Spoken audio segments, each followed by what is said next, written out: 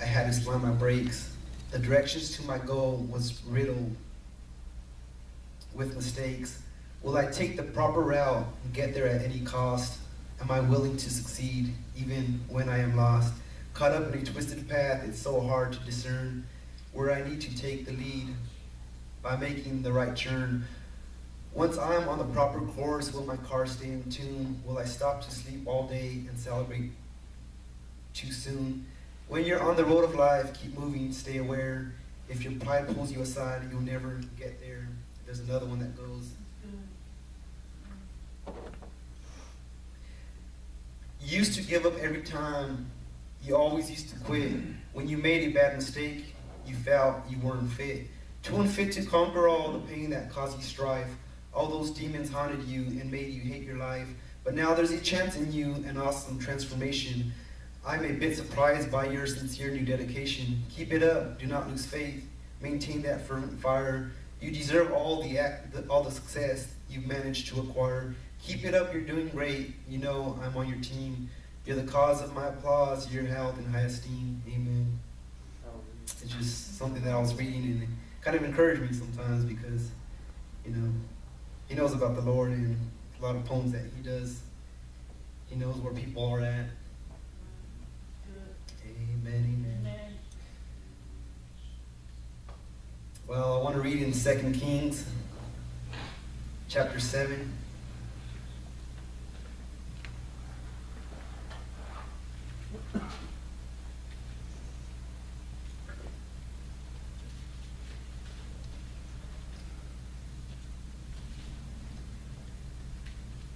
Amen. 2 Kings chapter 7. And I hope that y'all respond, amen, to the presence of the Lord. He is in this place, amen. And yes, he is. Hallelujah. Although you might not understand what I'm saying, somebody said you speak too fast. Amen. I pray that you get something out of this. Once I get going, amen, it's hard for me to stop sometimes, unless I need a drink of water, but I know that God's going to do something in this place, amen. And I know that pastor's not here, amen. Well, don't let that hold you back from not worshiping the Lord. I know sometimes people get quiet and a lot of people don't even show up sometimes when pastor's not here, but I know if a pastor was to say something, he would want everybody here and worshiping the Lord, amen. That's right. Amen. It says, Then Elisha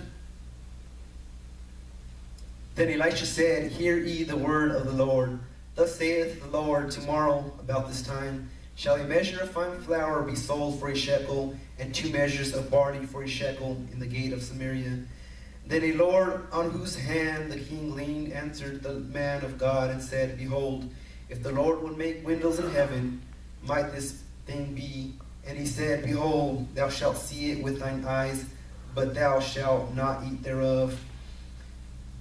And there were 4 leprous men at the entering in the gate, and they said one to another, Why sit we here until we die?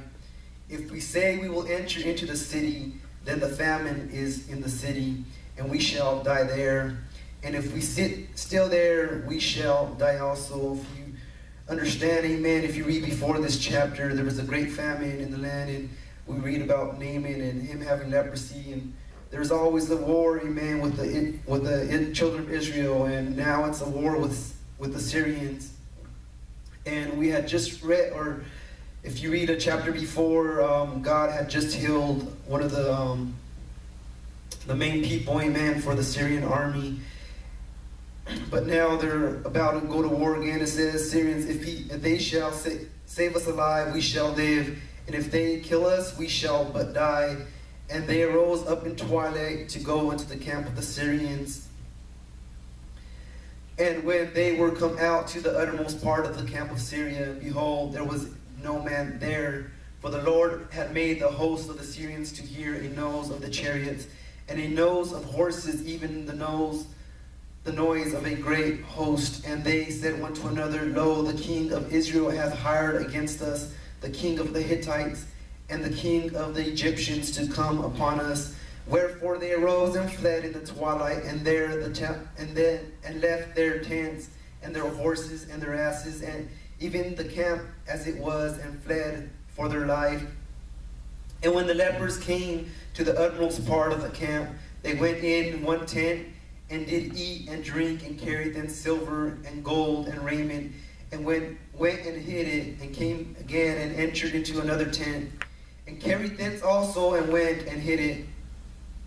Then they said one to another, we do not well, for this day is a day of good tidings, and we hold our peace. If we tarry till the morning light, some mischief will come upon us.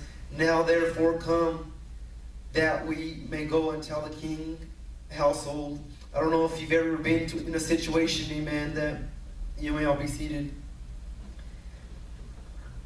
I got a lot of reading, but I don't know if you've ever been in a situation where you feel that things are going too smoothly and you feel that something has to happen in your life. And here we see these 4 lepers.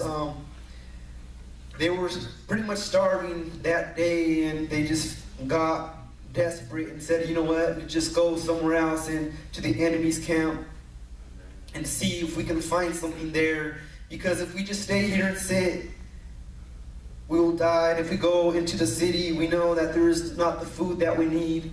There's not the substance that we need to keep on living. And I don't know how it is, amen, to have leprosy, but I'm pretty sure it's a horrible and painful, slow death.